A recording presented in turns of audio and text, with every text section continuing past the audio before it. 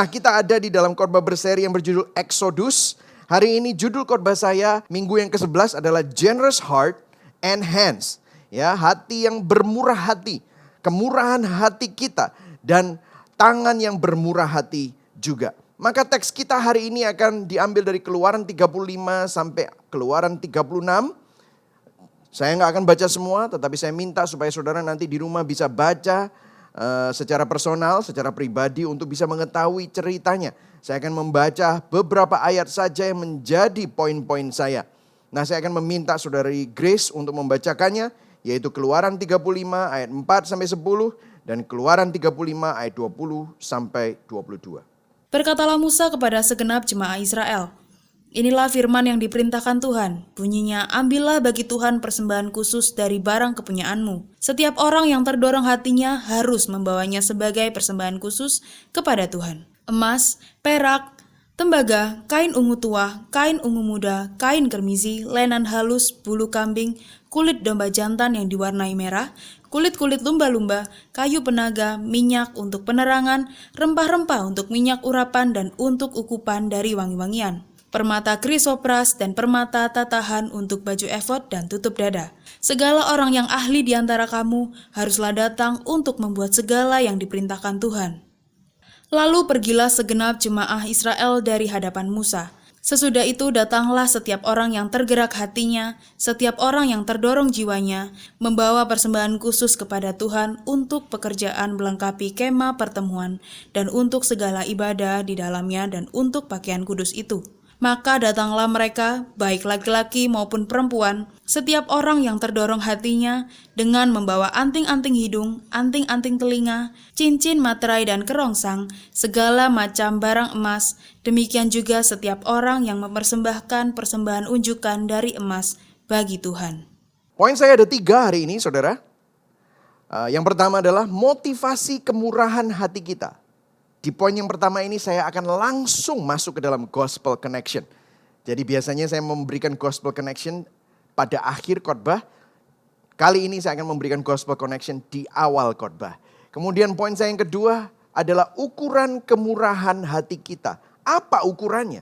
Kemudian yang ketiga adalah aplikasi kemurahan hati kita. Nah, saya akan masuk ke dalam poin yang pertama, yaitu motivasi kemurahan hati kita. Nah, selama beberapa minggu kalau kita perhatikan, kita sudah mempelajari dan temukan bahwa dalam cerita kitab Keluaran, yang konsisten bukan bangsa Israel. Yang konsisten bukan manusianya, tetapi yang konsisten adalah Tuhan. Yang tidak konsisten adalah manusianya. Yang tidak konsisten adalah umat Tuhan. Yang tetap setia terhadap janjinya bukan bangsa Israel, tetapi Tuhan yang tetap setia kepada janjinya. Yang tidak setia, yang melanggar dan bersungut-sungut dan mengeluh kepada Tuhan adalah siapa? Bangsa Israel. Nah, cerita Keluaran bukan tentang kehebatan bangsa Israel mengikuti Tuhan atau kehebatan kepemimpinan Musa. Kita sudah belajar selama berminggu-minggu. Melainkan tentang apa? Kitab Keluaran mengenai kehebatan Tuhan dan kekonsistenan Tuhan. Dan kehebatan kepemimpinan Tuhan. Bukan karena manusianya, tetapi karena Tuhannya. Berapa kali Israel gagal? Berkali-kali. Respon Tuhan terhadap kegagalan Israel, terhadap dosa-dosa Israel, terhadap penyembahan berhala Israel, apa responnya? Selalu Tuhan memberi apa? Belas kasihan, kasih karunia-Nya, inisiatifnya yang tidak berubah untuk menebus umat pilihan Allah tersebut. Nah, beberapa minggu kita sudah melihat falling into forgetfulness, bagaimana bangsa Israel masuk ke dalam amnesia rohani, menyembah berhala. Dan minggu lalu kita melihat bagaimana the God of mercy and glory, Tuhan sudah tidak mau tinggal bersama dengan umatnya. Tetapi puji Tuhan, bagaimana Tuhan tetap setia. Akhirnya Tuhan memutuskan untuk tetap tinggal bersama dengan umatnya. Nah, kalau saudara belum mengikuti khotbah berseri kita dan menyimak khotbah-khotbah sebelumnya dari khotbah berseri ini, Anda bisa download Gibeon app di Google Play Store atau di App Store di iTunes. Anda juga bisa menyimak Spotify kami atau di Joox atau di YouTube channel kami di Gibeon Church Surabaya. Kami juga tayang di MNC Play di live channel 2 kali seminggu, hari Jumat jam 8 malam atau hari Minggu kita menayangkan ibadah kami pukul 7 malam. Nah, kalau kita ngomongin generosity, yang dalam bahasa Indonesia adalah kemurahan hati. Anda tidak harus mencintai Yesus atau menjadi seorang Kristen untuk menjadi seorang yang murah hati. Betul atau enggak?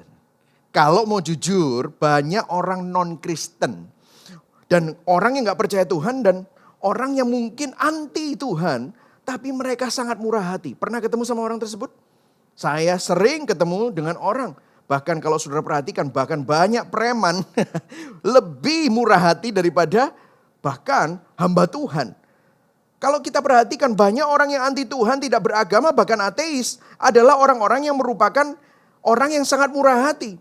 Bahkan jujur saya temukan orang yang tidak percaya Kristus terkadang lebih murah hati daripada beberapa orang Kristen yang pelit yang pernah saya kenal. Betul atau tidak saudara?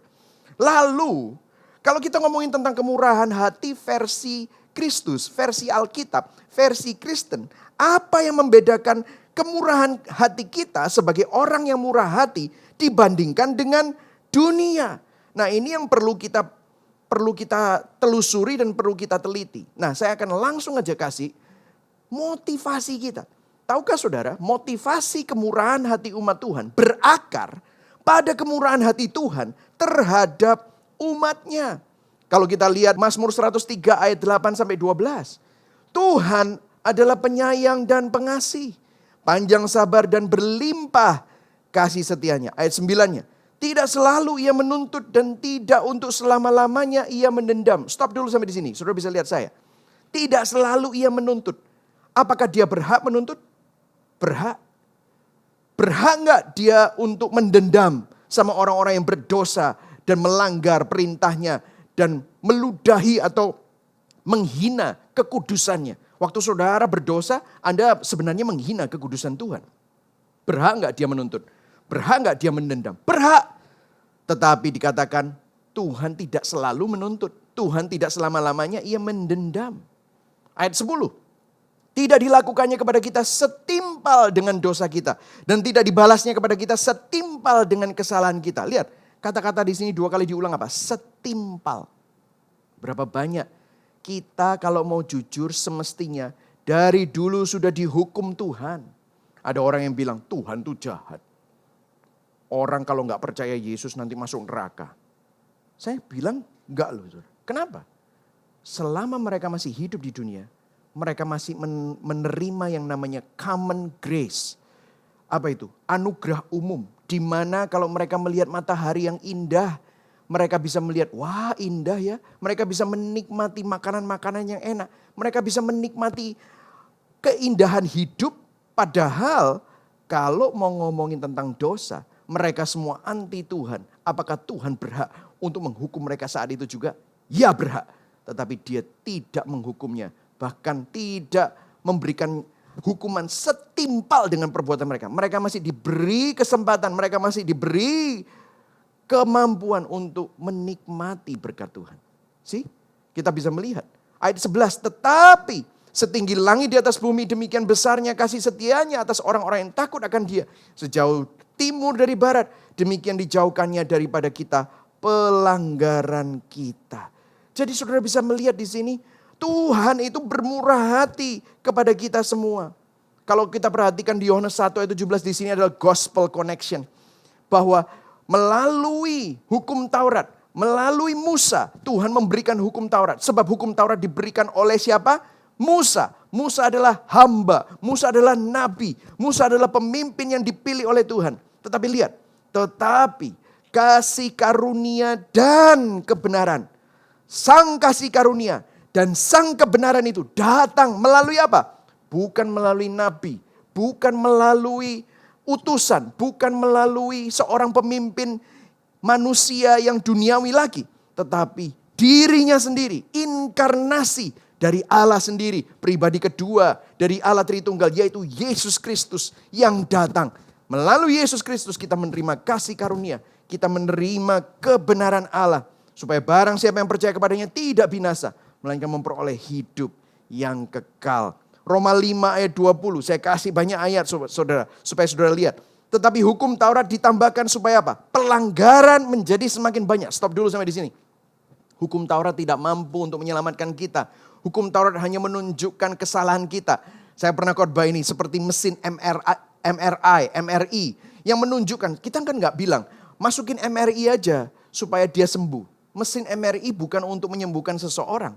Mesin MRI untuk menunjukkan kesalahannya letaknya di mana di dalam tubuhnya. Karena mesin MRI bisa melihat segala sesuatu supaya orang tersebut kelihatan salahnya di mana supaya dicarikan obatnya. Begitu juga hukum Taurat. Hukum Taurat tidak bisa mengubah tabiat manusia. Hukum Taurat tidak bisa menyelamatkan seseorang. Tetapi hukum Taurat menunjukkan bagaimana kita orang yang berdosa, yang tidak bisa menyelamatkan diri sendiri. Kita adalah orang-orang yang rusak total depravity. Tetapi puji Tuhan, melalui siapa? Di mana dosa bertambah banyak, kita kembali kepada ayatnya. Di mana dosa bertambah banyak, di sana kasih karunia menjadi berlimpah-limpah. Saudara lihat, justru karena ada banyak dosa, di situ ada kasih karunia.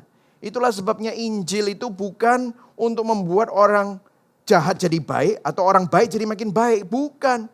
Karena orang jahat gak bisa jadi baik tanpa pertolongan Tuhan. Injil membuat orang mati rohani. Orang yang mati rohani dibangkitkan oleh karya Roh Kudus. Supaya dia dapat percaya. Supaya dia dapat sadar bahwa dirinya orang berdosa dan membutuhkan seorang penyelamat. Dan itu terjadi hanya semata-mata karena kasih karunia Tuhan. Sola gratia. Jadi saudara, kalau saudara kita bisa bicara tentang kemurahan hati seorang yang percaya Tuhan, orang lahir baru. Maka yang membedakan kemurahan hati kita sama orang yang tidak percaya Tuhan.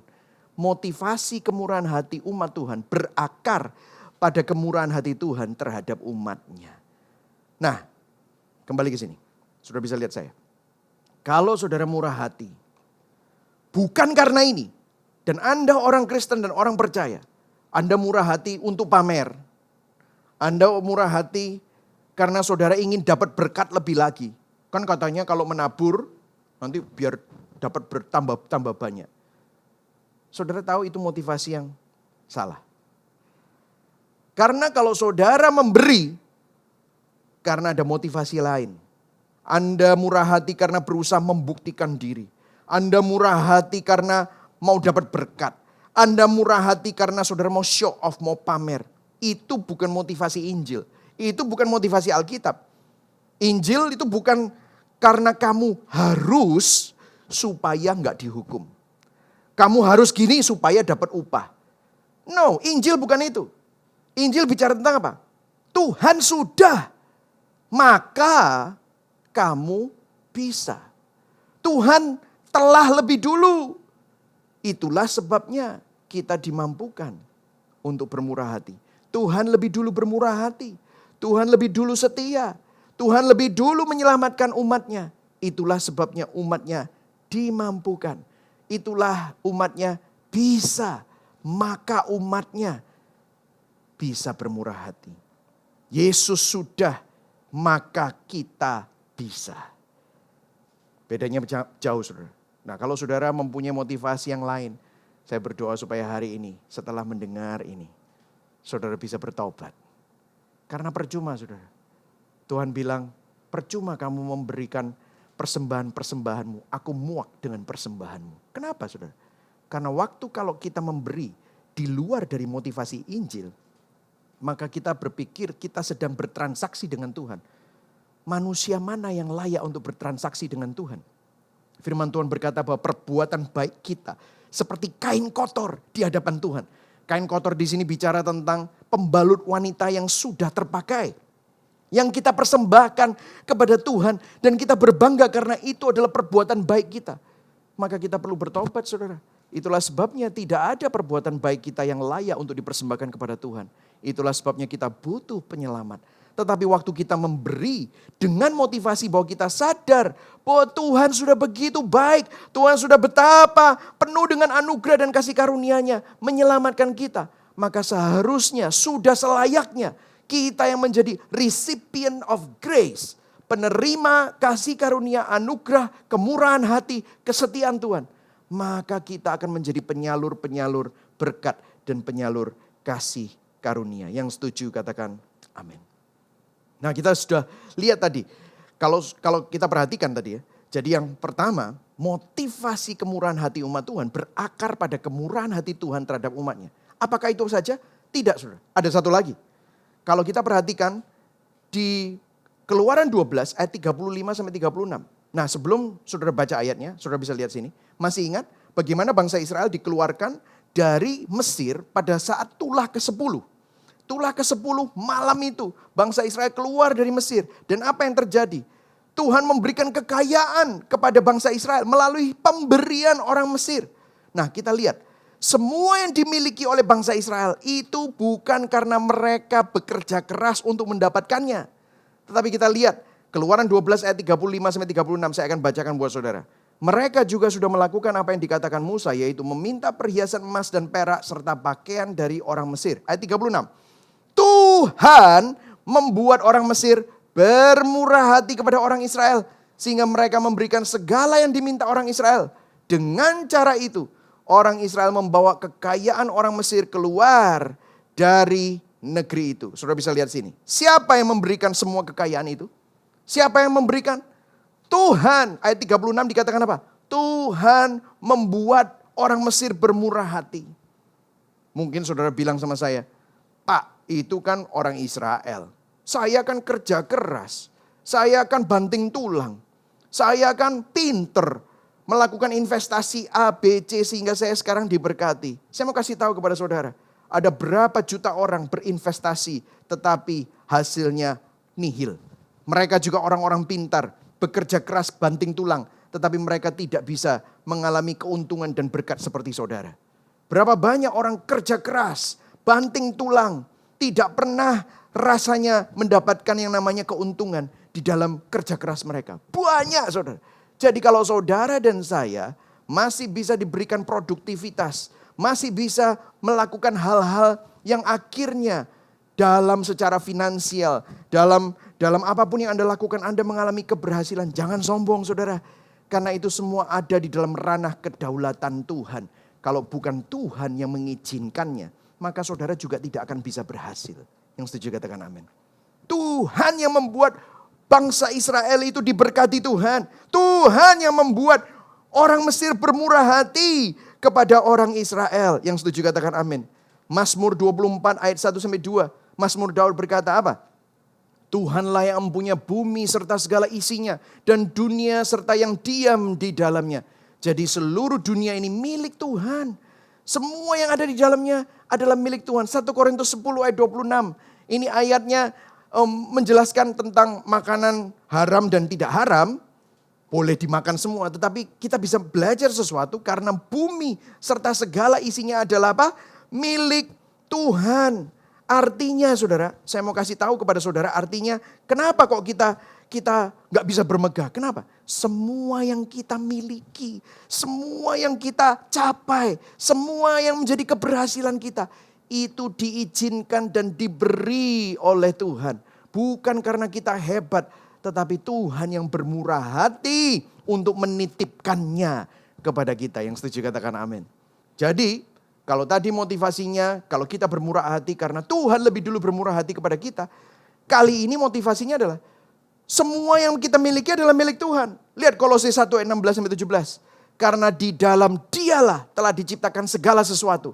Yang ada di surga dan yang ada di bumi. Yang kelihatan dan yang tidak kelihatan. Baik singgasana maupun kerajaan. Baik pemerintah maupun penguasa. Segala sesuatu diciptakan oleh Dia dan untuk Dia. Termasuk, saudara bisa lihat sini. Hidupmu itu juga oleh Tuhan dan untuk Tuhan. Amin saudara. Jadi apa artinya ini? Wong ini semua yang kita miliki adalah titipan. Termasuk waktu yang saudara punya. Titipan. Kesehatanmu, hidupmu. Itu adalah titipan. Jadi jangan sombong saudara. Semua itu karena kemurahan hati Tuhan. Keselamatanmu itu karena kemurahan hati Tuhan. Penyertaan Tuhan dalam hidupmu bukan karena kamu baik. Tetapi itu semata-mata karena anugerah Tuhan. Semua yang kamu miliki itu semata-mata juga karena anugerah Tuhan.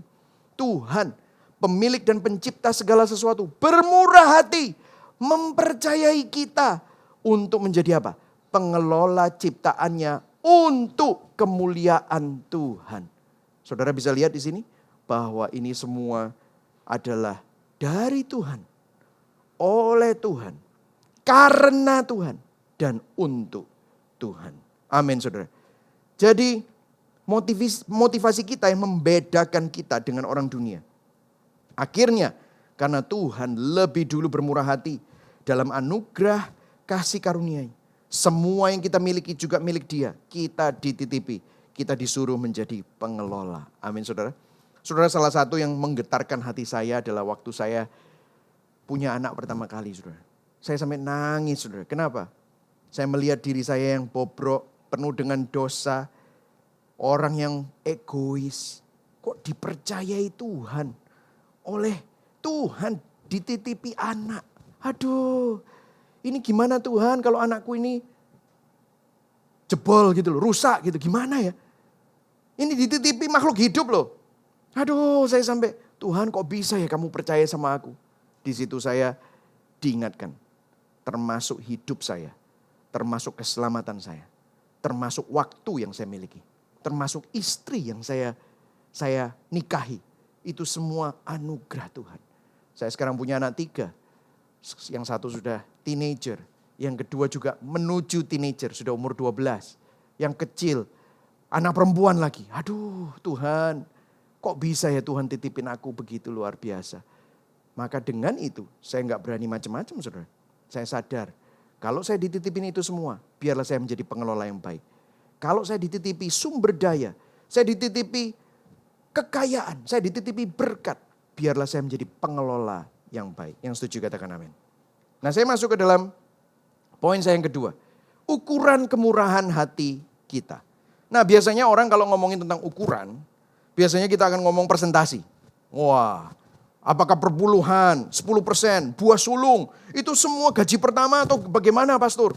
Oh persembahan, oh benih iman, oh diakonia, misi, dan lain-lain. Oh berapa persen? Oh apakah net atau gross? Kan ngomongnya gitu ya. Ini kita berapa ini ngomongnya gini. Saudara, hari ini saya nggak akan ngomong secara teknis. Ya. Kalau saudara mau mendalami itu dan membicarakan hal itu boleh. Saudara beli buku, ikut Bible study-nya. Kita juga ada kelas di Anda Pasti Selamat. Ada salah satu topiknya dibebaskan dari ikatan mamon. Kita bicara mendetil tentang hal itu. Tapi hari ini saya mau berbicara mengenai prinsip ukuran kemurahan hati kita di mata Tuhan. Prinsipnya. Dan saya bukan khotbah ini saudara karena gereja lagi kekurangan uang. Atau mungkin kita pendapatan menurun dan kita lagi butuh dana. No. Saudara jangan salah sangka. Ini semua mengikuti teks. Oke saudara ya. Ini just because kita mengalami pandemi. Kita gak mikirin tentang hal itu. Tetapi kalau kita perhatikan. Anda melihat track record kita. Bahwa kita tidak berkhotbah berdasarkan kebutuhan. Tetapi khotbah kita selalu berdasarkan teks. Dan teks yang sesuai dengan prinsip exegetical dan hermeneutika yang benar. Amin saudara. Jadi apa ukuran kemurahan hati kita?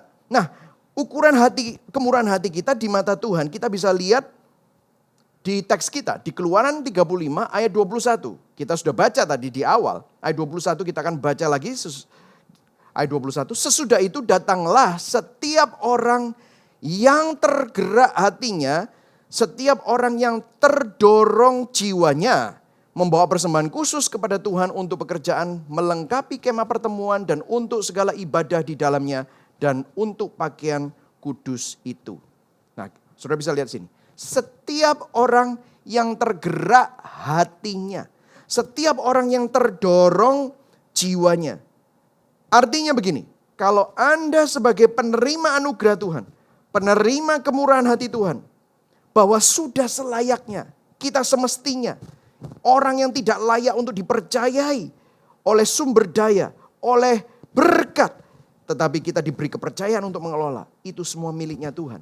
Maka pada waktu ada suatu kebutuhan, pada waktu ada sesuatu yang mendorong hati kita, maka kita akan melakukannya, bukan untuk membuktikan apapun kepada orang lain, tetapi sebagai respon kita. Kita memberi bukan supaya Tuhan memberkati. No.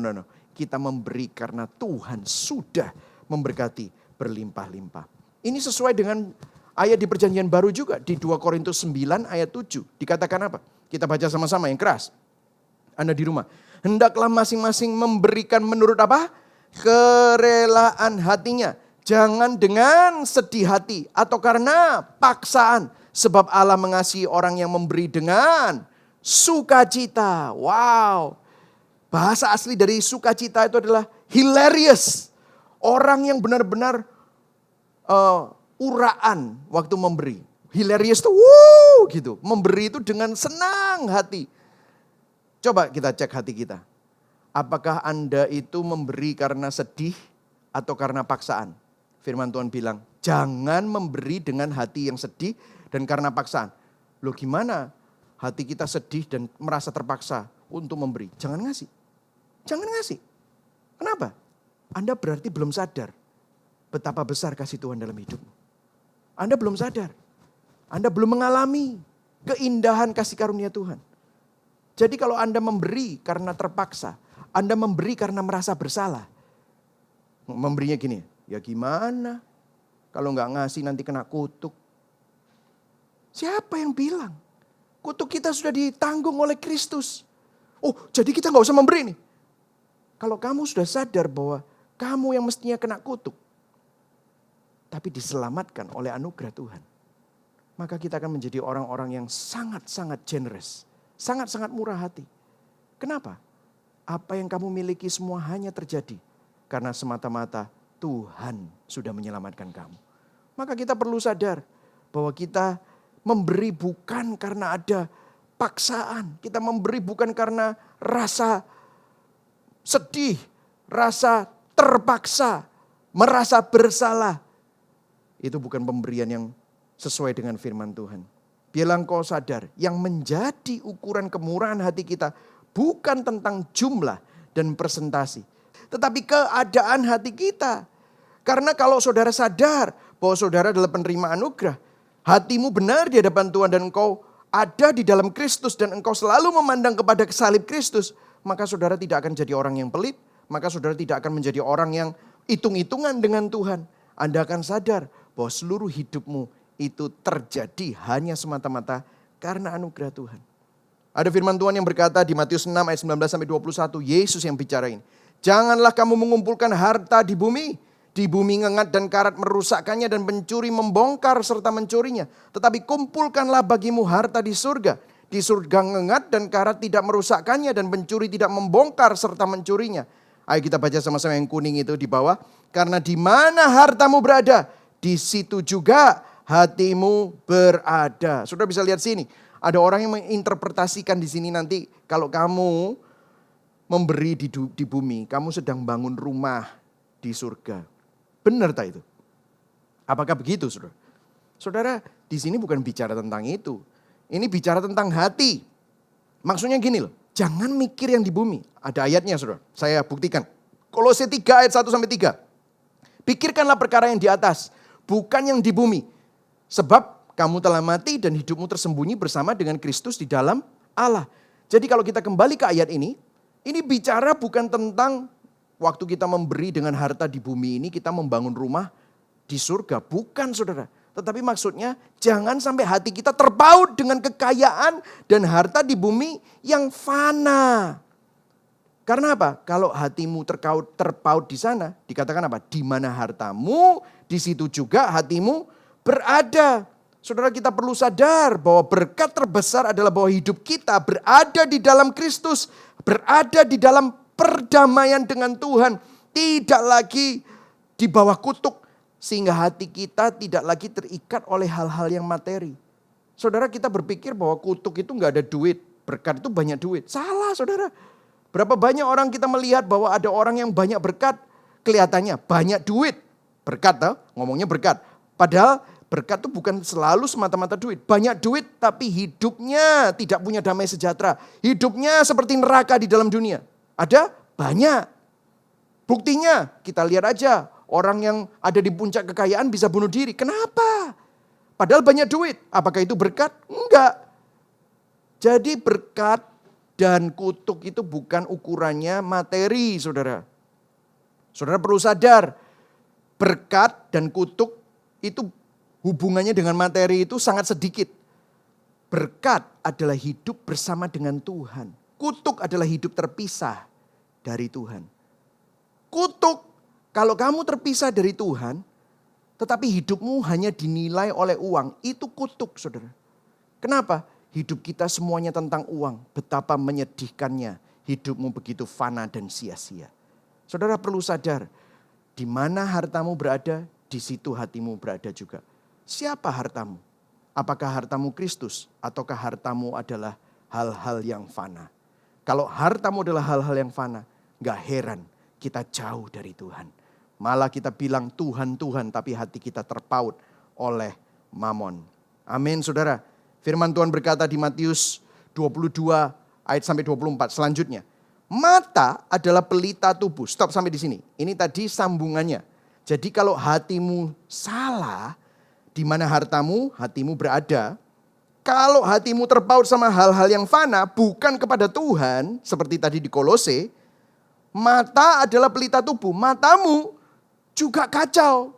Dikatakan begini, jika matamu baik, teranglah seluruh tubuhmu. Jika matamu jahat, gelaplah seluruh tubuhmu. Cara pandangmu melihat dunia juga semuanya diukur dengan uang. Kalau hatimu terpaut oleh uang. Dan yang akhir, saudara baca sendiri nanti, yang akhir bilang apa? Kamu tidak dapat mengabdi kepada Allah dan kepada mamon. Hati kita mempengaruhi cara pandang kita. Cara pandang kita akan menunjukkan prioritas kita. Akan menunjukkan keputusan-keputusan kita. Hati kita menentukan Tuhanmu itu siapa. Ada banyak orang yang bilang Tuhanku Yesus.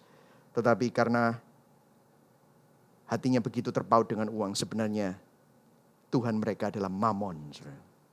Saya berdoa supaya hari ini saudara sadar. Seperti bangsa Israel.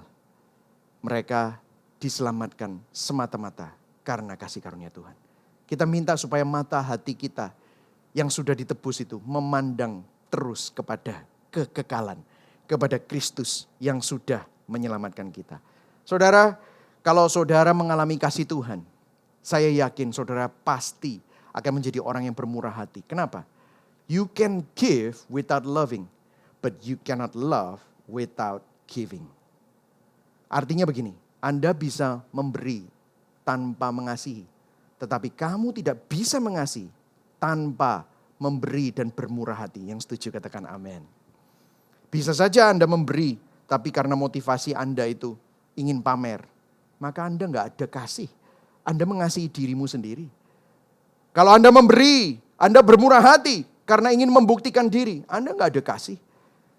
Anda sebenarnya sedang egois, mencari pengakuan dari orang.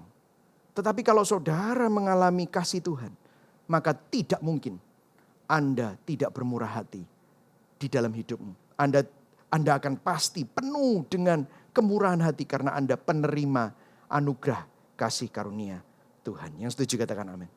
Jadi hari ini saya berdoa supaya saudara sadar bahwa ukurannya bukan tentang jumlah dan presentasinya, tetapi tentang hati saudara. Amin. Nah yang ketiga terakhir. Aplikasi kemurahan hati kita. Kalau kita membicarakan aplikasi, saya akan meminjam dari poin dari seorang pastor di Dallas, Texas, dari The Village Church, yang namanya Pastor Matt Chandler.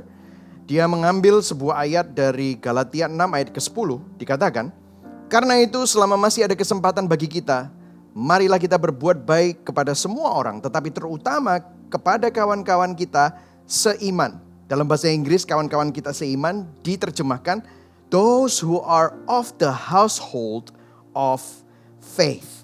Konteksnya di sini berbicara bahwa kalau kita ada kesempatan, marilah kita bermurah hati, generous kepada semua orang, tetapi terutama kepada those who are in the household of faith. Konteks di sini berbicara dalam komunitas Injil di mana Injil itu diberitakan. Kalau saya bisa terjemahkan, di mana gereja, di mana Anda bertumbuh dan digembalakan dengan baik. Di mana Tuhan menempatkan Anda. Bermurah hatilah di mana Tuhan menempatkanmu. Di mana imanmu bertumbuh. Ini adalah firman Tuhan di Galatia 6 ayat ke-10. Kenapa kok dibicarakan begitu? Dari mana Anda tahu apakah Anda bermurah hati di tempat yang tepat? Itu harus diuji memang. Memang perlu sekali untuk diuji. Nah disinilah kita bisa melihat ada ayat-ayat yang lain di dalam Alkitab. Bagaimana kita bisa tahu kalau tempat di mana Tuhan tempatkan kamu adalah tempat yang tepat? Di mana tempat itu benar-benar bisa menjadi tempat di mana ada buah yang nampak. Nah, di sini kita bisa lihat Filipi 4 ayat 16 sampai 17. Dikatakan, ini Rasul Paulus yang bicara, di Tesalonika pun kamu telah 1-2 kali mengirimkan bantuan kepadaku. Ayat 17. Tetapi yang kuutamakan bukanlah pemberian itu. Stop dulu, saudara bisa lihat bahwa yang Paulus utamakan bukan tentang finansialnya, pemberiannya atau supportnya. Tetapi apa? Yang lebih ditekankan. Melainkan, kita lihat sama-sama, buahnya yang makin memperbesar keuntunganmu. Kenapa kok bisa keuntunganmu? Karena pada waktu kita bermurah hati di tempat yang tepat, maka di situ akan ada buah dan itu akan memperkokoh panggilan kita. Supaya kita ada di tempat yang tepat itu, di mana Tuhan tempatkan kita. Di sana kita bisa memuliakan Tuhan melalui apa yang dipercayakan Tuhan dalam hidup kita semua. Kita lanjutkan ayat 18. Kini aku telah menerima semua yang perlu daripadamu, malahan lebih daripada itu. Aku berkelimpahan karena aku telah menerima kirimanmu dari Epafroditus. Suatu persembahan yang harum, suatu korban yang disukai dan yang berkenan kepada Allah. Dan ayat 19, Allahku akan memenuhi segala keperluanmu menurut kekayaan dan kemuliaannya dalam Kristus. Ayat 20, supaya apa? 20, dimuliakanlah Allah dan Bapa kita selama-lamanya. Jadi tujuannya bukan untuk kemuliaan kita. Tujuannya bukan untuk kemuliaan gerejanya. Tetapi tujuannya adalah untuk kemuliaan Tuhan. Yang setuju katakan amin. Jadi bermurah hatilah di mana Tuhan menempatkanmu. Di mana di situ imanmu bertumbuh. Bagaimana taunya? Lihat buahnya. Apakah ada pemberitaan Injil di tempat itu? Apakah ada orang-orang yang dimenangkan untuk Injil di dalam komunitas Injil tersebut? Apakah yang dipentingkan di sana adalah Kristus atau manusia tertentu atau oknum-oknum tertentu atau golongan-golongan tertentu? Tetapi benar-benar apakah Kristus diberitakan? Maka di situ saudara bisa menjadi orang yang bermurah hati di sana. Supaya Anda bisa melihat bahwa kemuliaan Tuhan dinyatakan dalam hidup kita semua. Amin saudara. Karena Tuhan menitipkan berkat kepada kita dengan suatu tujuan. Jadi kita sadar bahwa kita hanyalah pengelola. Lihat tujuan Tuhan atas berkat yang diberikan kepada kita. Kita perlu bertanggung jawab atas kemana kita menyalurkan berkat-berkat tersebut. Amin saudara. Ada yang tanya sama saya, Pak boleh gak kita salurkan ke tempat ini, yayasan ini, yayasan? Boleh.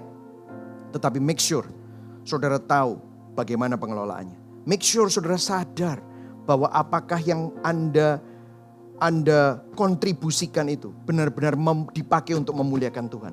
Ada begitu banyak orang yang asal memberi, asal bermurah hati tanpa tahu dan tanpa sadar akan dampaknya dan buahnya. Saudara, menurut saya itu kurang bertanggung jawab. Kita perlu sadar untuk bagaimana kita bisa bermurah hati kepada tempat yang tepat. Itulah sebabnya kita bekerja sama, Gibeon Church bekerja sama dengan beberapa yayasan-yayasan. Bahkan kita memberikan beasiswa kepada murid-murid STT yang nantinya akan kembali ke daerah mereka masing-masing untuk memberitakan Injil. Maka kita tahu, kita percayakan ke tempat-tempat yang tepat guna, tepat sasaran. Sehingga kita tidak menjadi sembrono dengan apa yang Tuhan percayakan dalam hidup kita. Yang setuju katakan amin. Saudara, tiap tahun kalau saudara perhatikan kita juga ada Vision Day. Every year, setiap Januari kita memberikan pertanggungjawaban tentang keuangan kita. Setiap rupiah yang di-spend, setiap rupiah yang ada melalui Gibeon Church itu semua dapat dipertanggungjawabkan melalui semua decision dan keputusan-keputusan yang diambil bersama dengan pastoral team dan bersama dengan majelis Gibeon Church semua. Firman Tuhan di 1 Yohanes 3:17 dikatakan begini, saudara. 1 Yohanes 3:17 ini adalah versi AMD. Barang siapa mempunyai harta di dunia ini dan melihat saudaranya menderita kekurangan, tetapi menutup pintu hatinya terhadap mereka, bagaimanakah kasih Allah dapat tetap di dalam dirinya? Jadi saudara, kalau saudara mendapatkan banyak berkat, itu merupakan suatu tanggung jawab. Kalau saudara dikasih beban, terdorong hatinya, saudara tergerak hatinya, maka biarlah saudara bisa menjadi orang yang bermurah hati karena saudara adalah penerima anugerah dan kemurahan hati Tuhan. Mungkin Anda bilang, pastor sekarang ini kan zaman pandemi. Mungkin khotbah ini hanya untuk orang yang berlebihan, untuk orang yang banyak duit. Kan saya ini sekarang lagi ngepres, bahasa Jawanya. Saya ini lagi minus. Ini kan zaman resesi, saya lagi gak punya duit. Saya mengerti, Anda perlu bertanggung jawab. Makanya Anda perlu menata. Biarlah saudara menjadi pengelola yang baik atas apa yang Tuhan percayakan. Tetapi saya juga mau, kalau saudara berkata bahwa saudara ini ayatnya hanya untuk orang yang banyak berkat. Tidak juga, karena ada ayat lain saudara.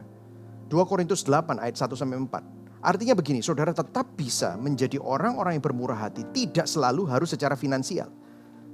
Kalau memang Tuhan ingin saudara melakukannya secara finansial, maka saudara akan pasti digerakkan hatinya. Tetapi tidak selalu harus seperti itu. Tetapi lihat di 2 Korintus 8 ayat 1-4. Biarlah saudara sadar bahwa kekayaan kita bukan karena kita kaya, bukan karena materi, tetapi karena Kristus. Lihat 2 Korintus 8 ayat 1-4. Kita akan baca. Ayat pertama, saudara-saudaraku, kami ingin kalian mengetahui juga tentang bagaimana baiknya Allah kepada jemaat-jemaat di Makedonia. Ayat yang kedua, mereka sudah diuji dengan kesukaran-kesukaran yang berat. Stop dulu sampai di situ. Kesukaran-kesukaran yang berat itu bicara tentang masalah-masalah. Kita juga sama, kita sedang menghadapi pandemi dan resesi. Tapi lihat, tetapi di tengah-tengah kesukaran-kesukaran itu mereka bergembira dan sangat murah hati dalam memberikan sumbangan untuk menolong orang lain. Meskipun mereka miskin sekali. Saudara bisa lihat sini. Artinya mereka memberi bukan dari turah-turahnya mereka atau kelebihan-kelebihan mereka. Tetapi bahkan dari kekurangan mereka. Mereka bisa bermurah hati. Artinya murah hati bukan tentang jumlah saudara. Tetapi tentang hati. Ini luar biasa sekali. Ayat yang ketiga. Kita lihat. Saya dapat memastikan bahwa mereka memberi semampu mereka. Stop dulu, jadi bukan berarti mereka minusnya sampai minus terus mereka memberi aja membabi buta. Bukan, semampu mereka. Bahkan lebih tanpa ada yang menyuruh. Ayat yang keempat, mereka minta dengan sangat kepada kami kalau boleh mereka ikut membantu, bahasa aslinya berpartisipasi untuk memberi sumbangan kepada umat Allah di Yudea. Saudara bisa melihat? Jadi kita ini kaya bukan karena kita ini memiliki harta yang banyak. Tetapi karena Kristus yang di dalam kita yang menjadikan kita kaya. Murah hati itu bukan tentang hal yang fana. Tetapi murah hati itu perkara hati kita. Murah hati. Kalau hati saudara sudah menerima anugerah kasih karunia Tuhan, maka saudara pun akan jadi orang-orang yang sangat murah hati. Saya akan tutup dengan ini. Jadilah pengelola yang baik. Hormatilah Tuhan atas apa yang dititipkannya kepada kita. Perhatikan buahnya. Yang penting adalah soli deo gloria. Supaya nama Tuhan dipermuliakan. Saudara, ada sebuah cerita. Ada seorang di abad pertama. Seorang yang tidak percaya Tuhan. Tetapi dia menulis kepada kaisar. Bagaimana dia melihat orang Kristen ini kok luar biasa. Mereka tidak seberapa kaya. Tetapi mereka melihat saudaranya yang kekurangan. Maka orang yang kekurangan itu dipenuhi kebutuhannya. Ada orang yang diusir dari rumahnya dan mereka menampungnya. Ada orang yang mengalami kesusahan yang berat. Tetapi orang-orang Kristen itu menolongnya tanpa pamrih. Dan di situ salah satu surat itu bicara sesuatu. Dan bahkan dikatakan begini. Ada something divine di tengah-tengah orang-orang yang percaya kepada the way. The way itu adalah Yesus Kristus. Yesus Kristus berkata, akulah jalan, kebenaran, dan hidup. Ada sesuatu yang berbeda. Apa itu? Mereka adalah orang-orang yang sudah mengalami anugerah Tuhan. Mereka adalah orang-orang yang sudah menerima kemurahan hati Tuhan. Sehingga dalam hidup mereka, mereka sadar apa yang mereka miliki bukan milik mereka. Tetapi titipan. Sehingga mereka menjadi pengelola yang baik atas hidup mereka, atas talenta mereka, atas tenaga mereka, atas finansial mereka, atas sumber daya yang mereka miliki. Itu semua mereka sadar. Mereka hanyalah pengelola. Sehingga mereka gunakan itu semua. Bukan untuk kepentingan diri sendiri. Mereka gunakan itu semua untuk kemuliaan nama Tuhan. Karena mereka sadar hidup mereka sementara. Karena satu hari mereka akan bertemu dengan penyelamat mereka. Mereka akan bertemu dengan Yesus Kristus yang sudah mati di atas kayu salib untuk hidup mereka. Supaya mereka tidak binasa, melainkan memperoleh hidup yang kekal. Biarlah kita menjadi orang-orang yang generous. Generous hearts, hati yang bermurah hati. Generous hands, tangan yang mudah untuk menolong. Amin.